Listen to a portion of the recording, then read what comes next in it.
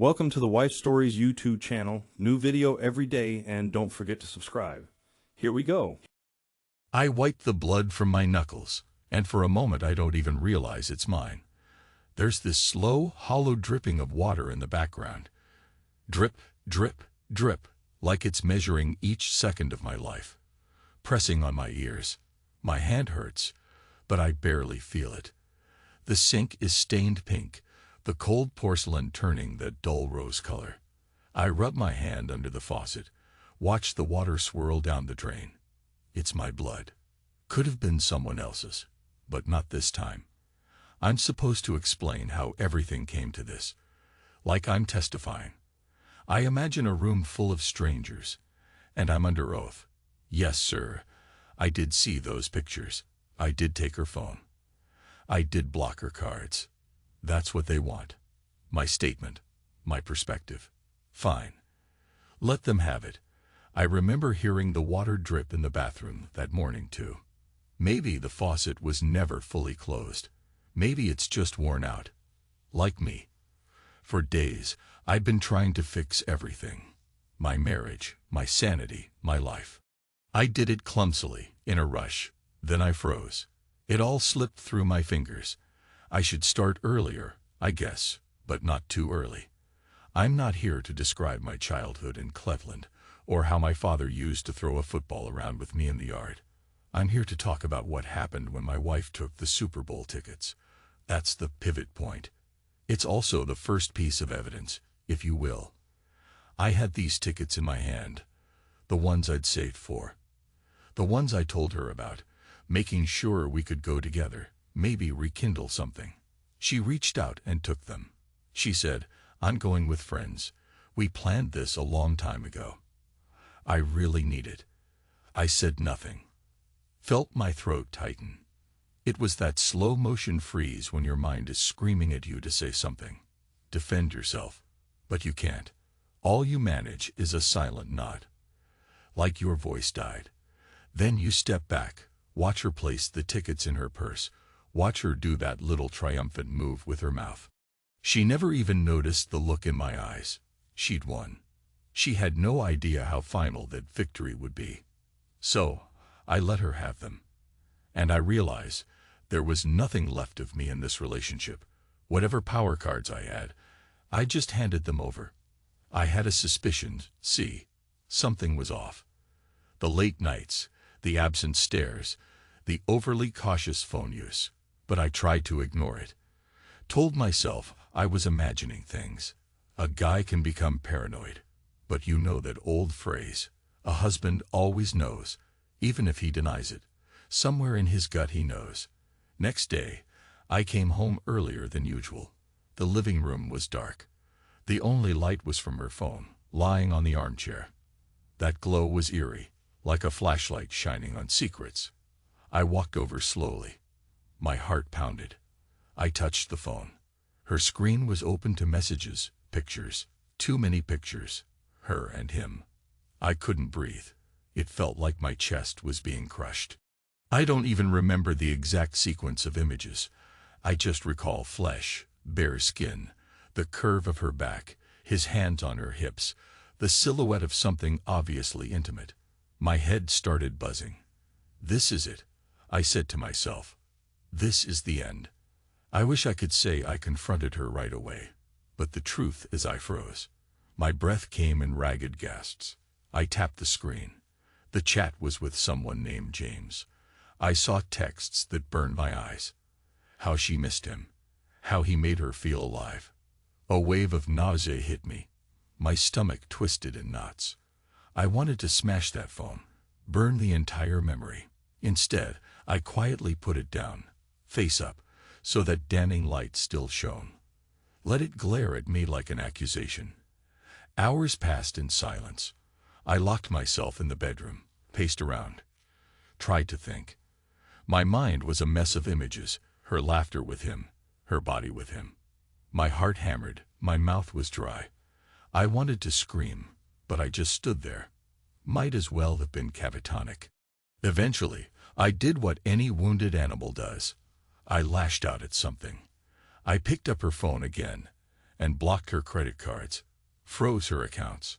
I wasn't even sure why I was doing it. Maybe I needed some sense of power. Maybe I wanted her to feel a fraction of the desperation I felt. Then I blocked her phone number from my own line, so she couldn't text me.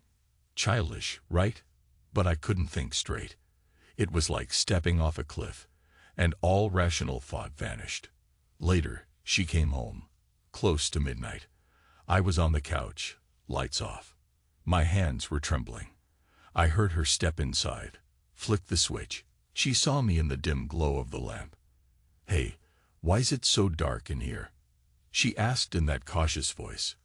I just stared. My pulse was loud in my ears, drowning out every other sound. She took a step closer, set her bag down, folded her arms. She was wearing the same clothes she'd left in, a gray turtleneck, black jeans, boots. Her hair was still in that neat ponytail. I wondered if he'd run his fingers through it earlier. "Martin," she said. I pressed my lips together. My words stuck in my throat. She walked over, tried to touch my arm. I shrugged her off. "What's wrong with you?" She paused. "Martin." "Nothing," I said. "That's all." Nothing. One word, like I was in a courtroom, and the prosecutor demanded I speak. But I withheld it. Then she started talking, stumbling over excuses, spinning them into long, winding sentences. She always was good at marketing. She tried to explain away her late hours, her new project at work, her girlfriends. I heard all the nonsense, but I didn't respond. I let her keep digging. She realized I wasn't buying it, so she shifted tone. Apologies started raining out in elaborate detail. "I'm sorry I took those tickets. I just needed some time with them. I've been so stressed. You don't understand how." On and on it went, a river of words, but I just sat there, numb. The drip of the faucet in the background, a slow metronome to her litany of half-truths. Eventually, I stood. She jumped a little, startled. I walked past her, went to the bathroom, locked the door, stared at myself in the mirror. My eyes looked hollow. Was this me? This man with the short hair, a small scar in his brow, a ring on his finger that suddenly felt heavier than a boulder. I wanted to tear it off, throw it away. Instead, I just sank to the floor, pressed my back against the cold tile, and listened to my own ragged breathing. Time is a strange thing when you're in shock. You can't track it. Seconds blur into minutes, or maybe hours. At some point I ended up wandering into bed. She was asleep, or pretending to be. In the dim glow, I saw her silhouette. I remember thinking, that body used to be my safe place, my comfort. Now it felt foreign. I lay on my side, facing the wall, careful not to touch her. Next morning, she was up before me. All I heard was her rummaging in the kitchen, opening drawers, quietly cursing. Then her voice. "Martin." My cards declined. "Did you?" "Yeah," I muttered through the half-open door. "What? Why? How could you?" She stomped into the bedroom. I sat up. Her face was tight with shock and anger, arms crossed. That's when I forced out two words. "You know." A flash in her eyes. Panic. Then guilt. Then defiance. "No, I don't." "What are you talking about?" She tried to put up that smooth front again, but I saw the crack in her voice. The corner of my lip twitched. I didn't say anything more. I shrugged, slipped out of bed, went to the closet to pull on some clothes for work. She followed me. "Martin, talk to me. This is insane. Why would you block my cards?" I answered with silence. My heart pounded so hard, I thought it would burst. My anger swirled inside me, but it came out as cold quiet. I brushed past her. She grabbed my arm. "Stop," she said, voice trembling. "I can't just be cut off like that."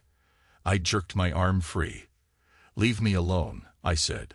My words were clipped, short. She retaliated with a flood of explanations, each one more desperate. "I've done nothing wrong. We've drifted apart, sure, but you can't just." She paused. "This is cruel. Cruel," I repeated. My voice cracked on that one syllable. I didn't trust myself to say more.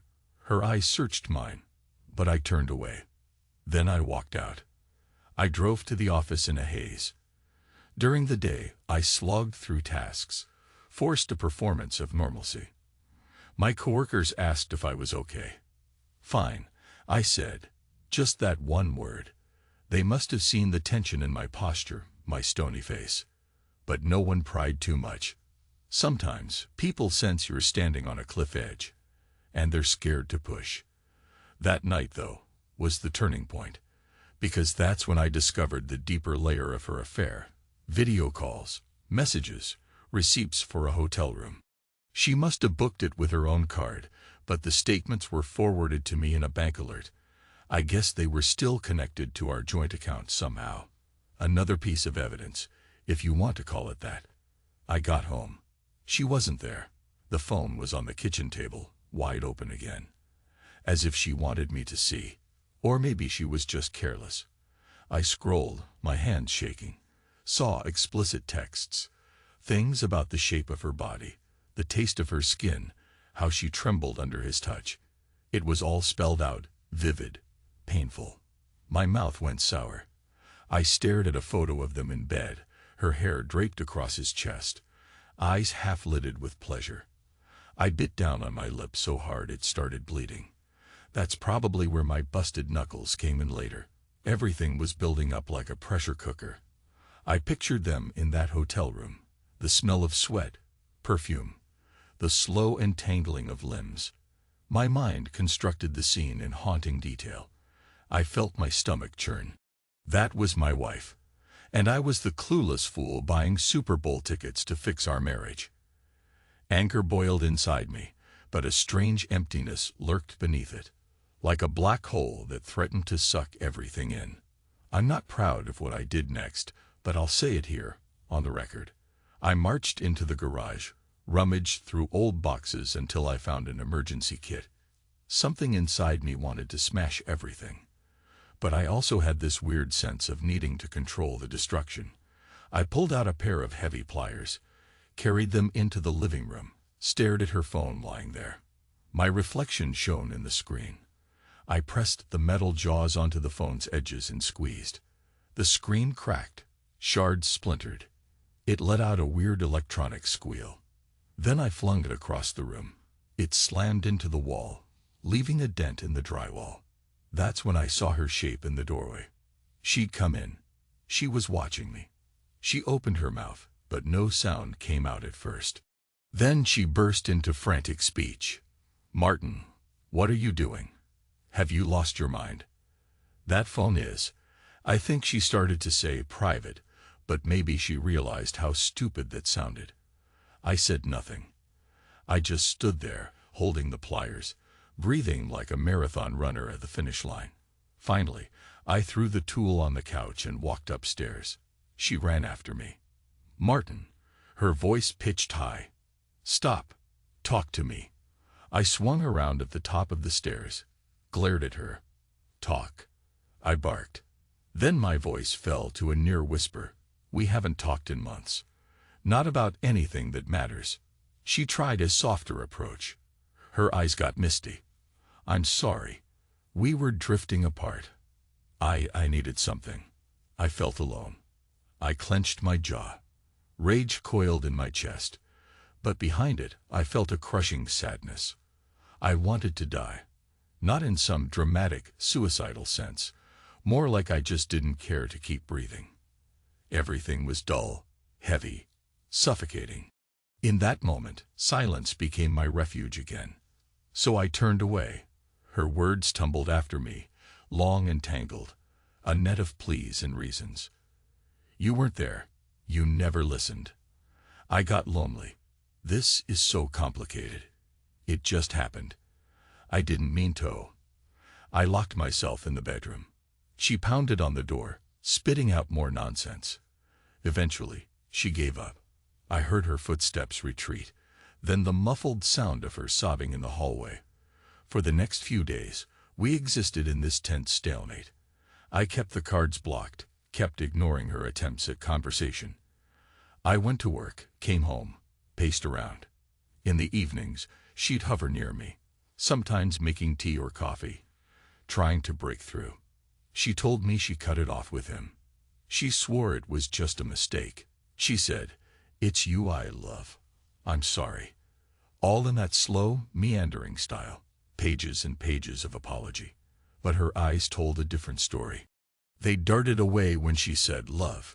The more she tried to justify her actions, the more resentful I became. One night, I picked up her new phone. She must have gotten a replacement, courtesy of her job, I guess, and I blocked that too. Turned off the Wi-Fi, changed the password. If she wanted to contact him, she'd have to get creative. She demanded answers, questioned if I was punishing her. I gave her a shrug or a one-word response. Yes. No. Don't. That's how I handled it. Like a prisoner giving minimal replies in an interrogation. I know it sounds monstrous, but something in me snapped after seeing those images. I watched her scramble, watched her call banks, friends, trying to salvage her finances and social connections. I felt a bitter satisfaction, but it also drained me, day by day. I was quietly unraveling. Couldn't sleep. Kept seeing flashes of her with him, her phone full of pictures, her sly smiles. My wife. My life. Torn apart like old paper. Eventually, I confronted the idea of revenge more directly. I wanted to see her suffer. That's not an easy thing to admit, especially under oath, so to speak. But it's true. I wanted to see her hurt, realize what she'd done. Maybe it would fill that hole in my chest. I'd imagine scenarios. Me exposing her affair to her friends, showing them the pictures. I thought about showing up at the lover's workplace, humiliating him in front of colleagues. But each time I started planning something, I'd freeze. My mind would spin, then I'd just slump in a chair, motionless for hours. A wave of numbness replaced the rage. I stared at the wall, at my reflection in the TV screen, feeling the weight of betrayal pressing down on me until I could barely move. Then, last week, everything escalated. She told me she was going out with a friend for coffee, just a quick talk, to vent about stress. I remember standing in the kitchen, turning the faucet to wash a plate, hearing that slow drip after I shut it off. I let her go, said nothing. I suspected she was meeting him. Her posture gave it away. Anxious, excited, guilt-ridden. She left. I stood there for a while, uncertain if I'd follow. I ended up grabbing my coat, stepping outside. My old car started with a cough. I drove around the block, feeling like a private investigator in a cheap movie. I saw her car parked near a small wine bar, not a coffee shop. Two silhouettes stood by the entrance. Her and him. They were close. I killed my headlights, watched them from half a block away. My pulse hammered in my ears. They went inside, so I followed. I left some distance, tried to act casual, though my hands shook. Inside, the place was dimly lit, quiet. I saw them slip into a booth at the back. Her body angled toward him, his hand resting on her knee. She didn't push it away. They were talking, leaning in close. I could see her face, intense and focused on him. I recognized that expression. I used to be on the receiving end of it. I felt sick. That's when I noticed I was clenching my fists so hard my knuckles cracked. I made a shaky beeline for the bar, ordered a drink, and tried to pretend I was just another guy unwinding. My eyes, though, never left them. The more I watched, the more my chest burned. I was seconds away from going over there and making the scene. But something about the slow, intimate way they talked turned my stomach. I couldn't handle it. I couldn't blow up in front of these strangers. Not yet. At one point, his hand slid further up her thigh. She let it happen. My vision blurred. That's when I left money on the bar and marched outside. I stood there, leaning against the brick wall, sucking in the cold air. My heart hammered.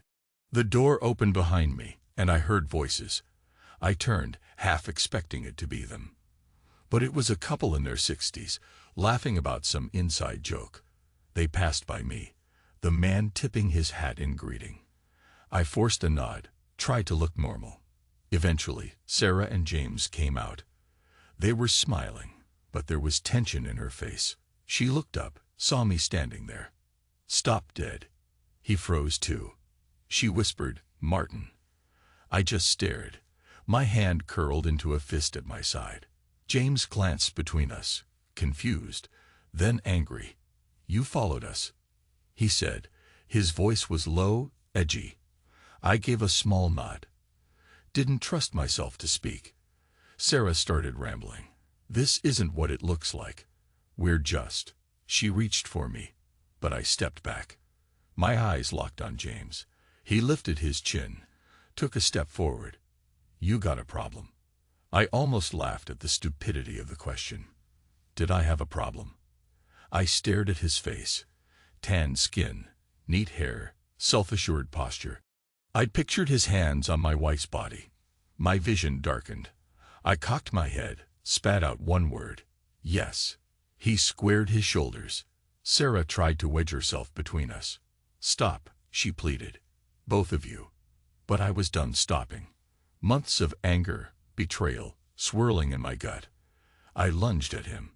My fist caught his cheekbone. He staggered back, grunting. Sarah screamed.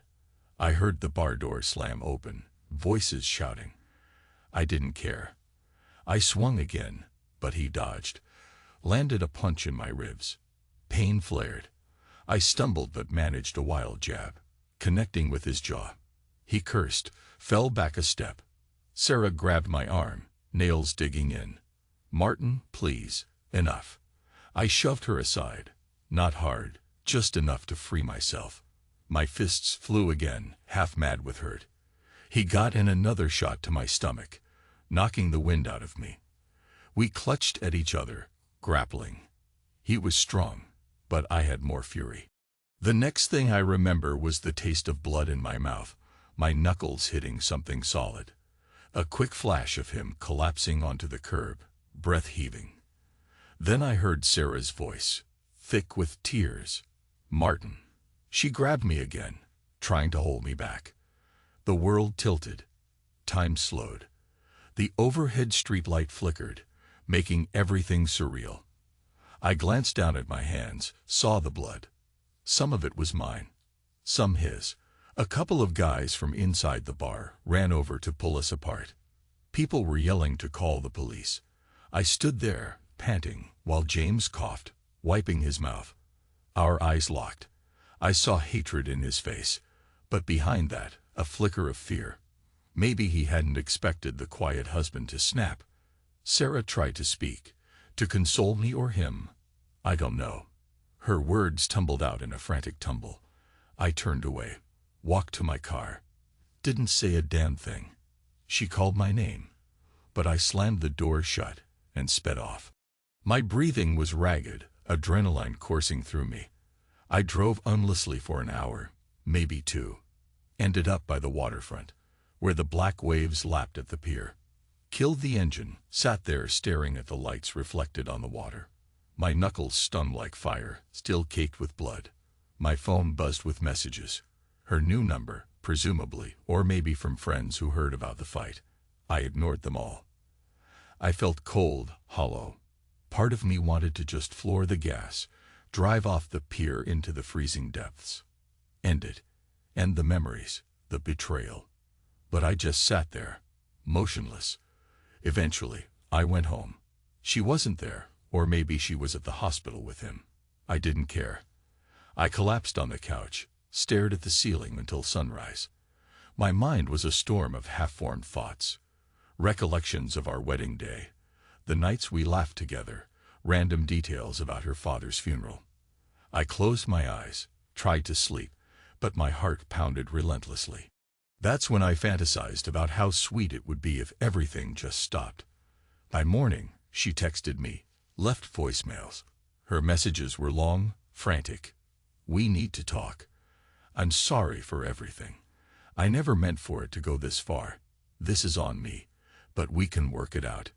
Please, "Martin, come home so we can fix this." Lines and lines of that. I read them once, felt nothing. I showered, let the hot water scald my battered face. My reflection in the bathroom mirror was a ghost. The drip from the faucet returned, mocking me with its steady tap. When I got out, I saw a new message. "He's pressing charges. We can stop him if we talk. Please." I rubbed my eyes, scrolled further. "I don't want us to lose everything." Lose everything. The words stuck in my mind. Hadn't I already lost it all? The illusions of trust, the warmth of marriage, the belief in her honesty. They were gone. I put on a shirt, realized my ribs were bruised. Each breath hurt, but I forced myself to move. I had a kind of plan, though it was more like a raw impulse. Cut my losses, get out, watch her world burn as she tries to piece together the wreckage. That afternoon, I set the final wheels in motion. I called my buddy who's an attorney, gave him the gist. He sighed, asked if I wanted to press any charges or just defend myself. "We can handle it," he said. "You want me to file a restraining order?" I paused, shook my head even though he couldn't see me. "No, just get me out of this mess." He said he'd do what he could. Then I blocked Sarah's new number. I locked up the house, changed every password I had. Went online, took her name off the accounts I could, canceled the joint credit card, wiped the laptop she used. I was thorough, methodical, numb. Somewhere in the back of my mind, I heard her voice calling me cruel. But if cruelty was my armor now, so be it. She showed up that night, pounding on the door. I kept the chain on, opened it just a crack. She looked disheveled, eyes red from crying. "Martin," she said, her voice cracking. "Please let me in." "No," I said quietly. Her eyes widened. She started to ramble, her words spilling over one another. "I know I hurt you. I know. But you're scaring me. You have to talk to me. James wants to call the cops. I'm trying to stop him. But he's furious. I told him it's my fault." I closed the door. She banged on it again, then slid down to the porch floor, sobbing. I could see her silhouette through the frosted glass. I put my back against the door, slid down too, quietly. My head dropped to my knees. The drip of the bathroom faucet seemed to echo through my skull. I sat there, paralyzed, thinking about how once upon a time, we were lovers, best friends. Now we were just shapes separated by a door. She must have stayed out there for an hour, maybe more. Finally, her voice died out. I heard her footsteps fade. I remained behind that door, almost catatonic. My fists clenched and unclenched. I felt a strange ache in my chest, like an endless well of sorrow. Then I whispered to myself, maybe I'd rather be dead. My voice was hoarse. But I didn't cry. Not a single tear left. Next day, I learned that James had indeed threatened charges, but apparently decided it wasn't worth the hassle. My buddy said he's focusing on civil compensation, maybe medical bills for the injuries. I told him to sort it out, to pay what needed to be paid from my personal funds. I didn't care. I just wanted them both gone from my life. That same day, I discovered Sarah had tried to use our old joint account to pay for some hotel stays. She got denied. Good. I let the account stay locked. She was losing everything. Her easy access to money. Maybe some of her friends who'd side with me if they knew the truth. Part of me felt a grim satisfaction, but part of me felt emptier than ever. That evening, she showed up again. This time, I didn't open the door at all. She started speaking through the crack in the window. I caught snatches. "Martin, please." She went into a lengthy explanation, something about how she'd made a mistake. She felt neglected, needed excitement, and James was just an escape. She must have talked for 10 minutes straight, hoping I'd let her in or respond. I sat on the staircase, listening. My hands gripped the banister. She mentioned my name over and over. "Martin, you're my husband. We can't end like this. I'll do anything to fix it." Still, I said nothing. The silence must have chilled her. She called me monstrous, said I was punishing her beyond reason. She threatened to leave me for good. Then she realized that threat meant nothing. I clearly wanted her gone. Eventually, her voice broke again, and she pleaded softly. I'm sorry. I'm so sorry. I love you. After a final pause, I heard her footsteps retreat. In that quiet gloom, I muttered out loud, lies.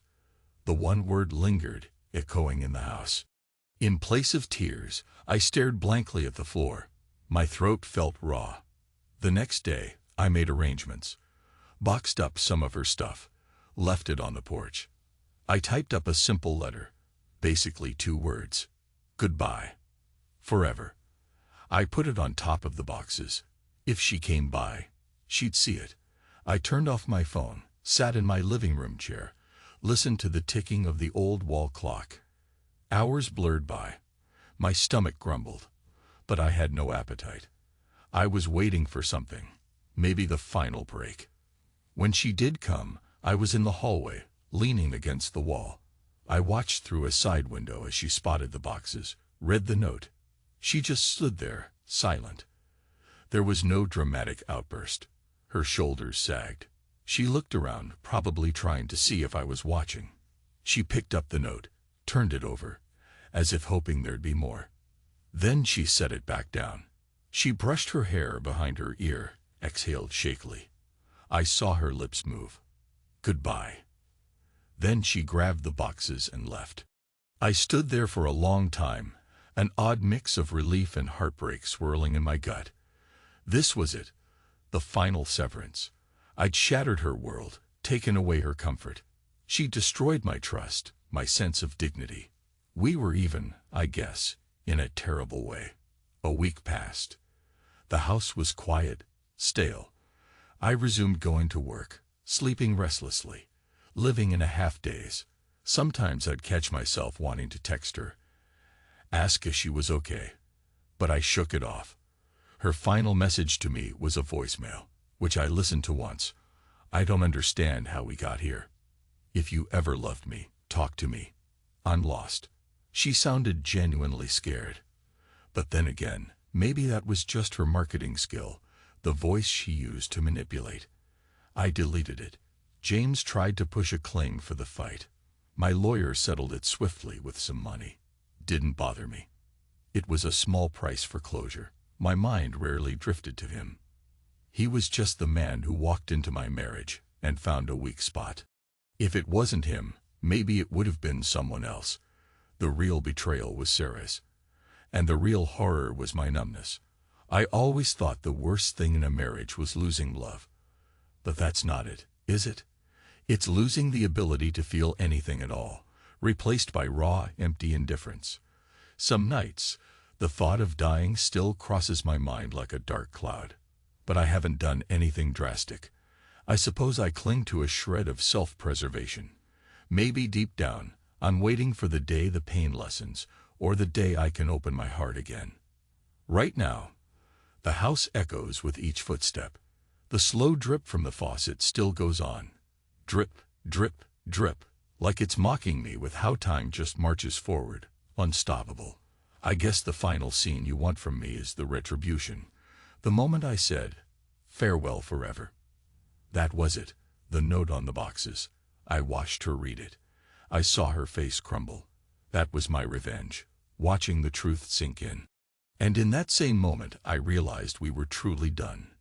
No more illusions, no more half-hearted attempts. She didn't understand how I could be so cold, so silent. But that's the thing. After a betrayal like this, your heart shuts down. You either go mad with rage or you slip into a kind of merciless calm. I chose calm with a side of devastation. I parted her from my life with as few words as possible, because what more was there to say? Now I sit here, rummaging through the final remnants of my life with her. Documents, old photos. In some, we look happy, young, full of promise. I can't reconcile those smiles with the pictures I saw on her phone. It's like I'm looking at 2 different women, 2 different realities. The drip in the bathroom is still there. I can't bring myself to fix it. Maybe it's a reminder that time is always passing, that nothing stays stable. You think you have a secure marriage, a stable job, a predictable future. Then the roof caves in overnight. The night I wiped the blood from my knuckles was the moment I realized there was no turning back. Violence or not, the final confrontation had happened. And so, in the end, my revenge was total abandonment, locking her out, leaving her with nothing but regret and confusion. Was it enough? Did it heal me? I don't know. It gave me a grim satisfaction, but it also left me hollow. I'm testifying now, I guess, giving my statement for whoever wants to hear it. Let them judge. Let them say I was cruel, or that I was too weak to salvage our marriage. I've made my peace with that. The most terrifying thing wasn't finding her in bed with someone else, or the fight with him on the sidewalk. It was the sense that she truly didn't care until she was cornered. Indifference is the real monster here. So that's all. No dramatic final line. No sudden redemption. Just the echo of that dripping faucet, the memory of blood on my hands, and the lingering sense that if I could choose again, maybe I'd handle it differently. But I can't rewrite the past. Our story ended the moment she walked away with those boxes, the paper that said goodbye. Forever. That's the last page in this dark chapter of my life. I'm breathing in and out, day by day, waiting for something resembling hope to drift into my chest. Maybe I'll fix the faucet tomorrow, or maybe I'll let it drip a little longer, a reminder of how easily things slip away if you don't keep them in check. And maybe that's the only lesson here. You can't freeze time or love. You can only watch the slow leak until it's too late.